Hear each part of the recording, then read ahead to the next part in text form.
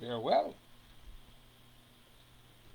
I've had to make farewell speeches quite a few times, leaving from one country to the next, like my brother is doing in a few days, having lived somewhere for some years and then either deciding to leave or having to leave.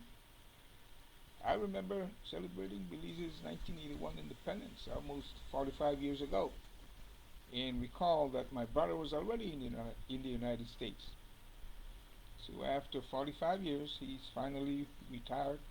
Over the weekend, he's packing his bags and returning home. Welcome home, bro. I believe he wants to be here in a couple of weeks to celebrate our 45th year of independence. You know, there are people who are selfish and they don't want him to leave.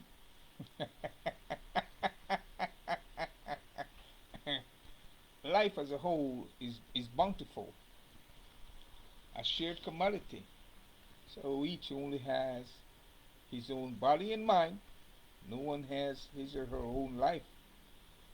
Life is bountiful, not because you expect, but because you come with nothing.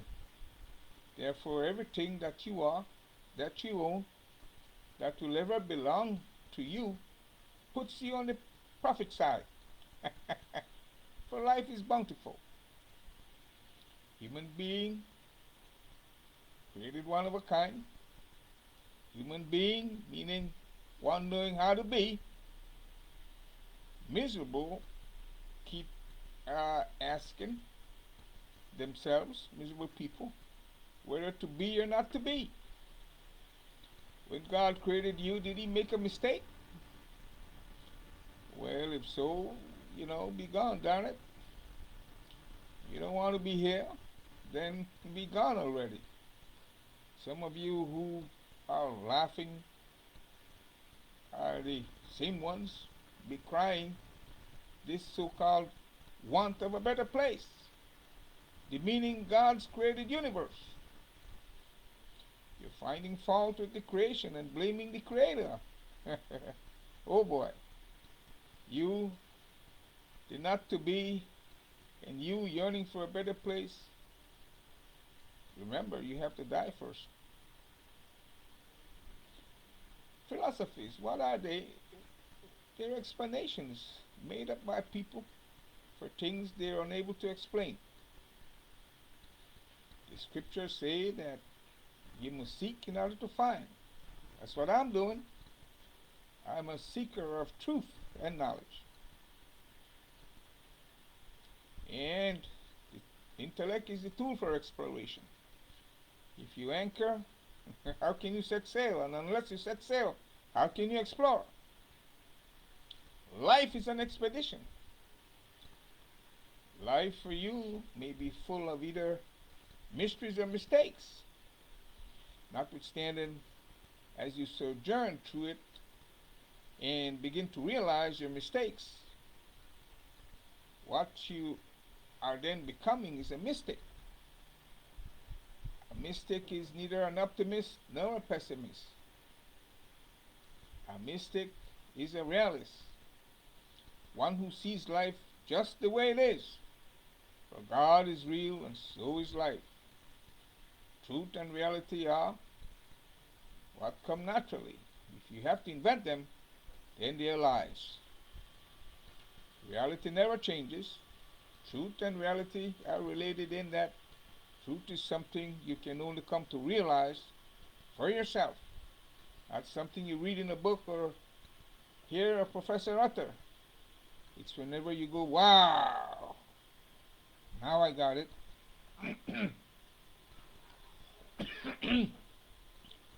At 63 years old,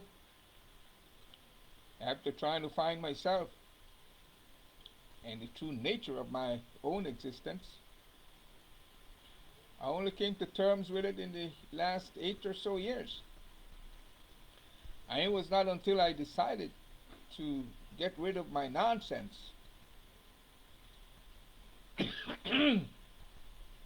when I stopped psyching myself, stopped lying to myself and began always telling myself the truth so I could sit at ease and in stillness. My advice to you, if you want to enjoy peace of mind and be joyful, is to cut out the nonsense in your life. To just be, instead of trying to become, just be. Because what happens when you're trying to become is you become full of yourself. Let me close by explaining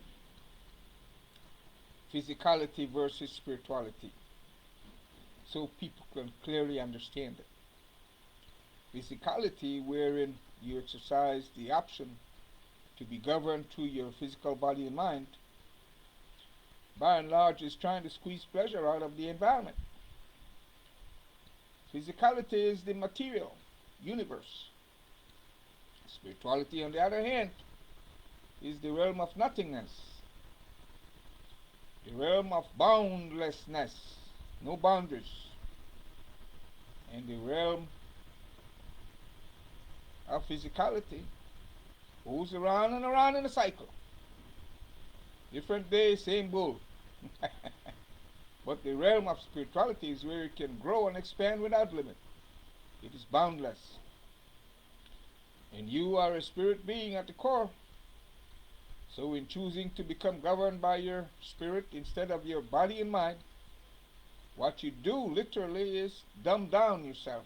So in becoming a devotee to spirituality, you relish dwelling in the realm of nothingness.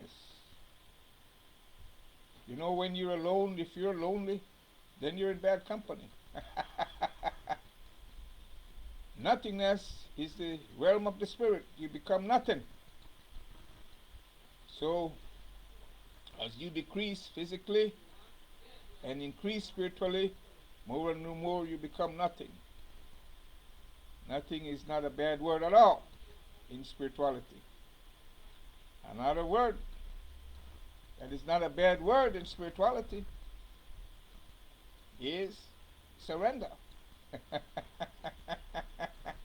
That is the only way to know God. You can't through logic, for God is a spirit. You can only surrender to the process. So God, who is a spirit, neither has a personality nor a character. God is simply a presence, a powerful presence at that. So should you be. So that if the color of the room is white, you become that. So with that I say farewell, my friends. Farewell. Ito lang. Ayo.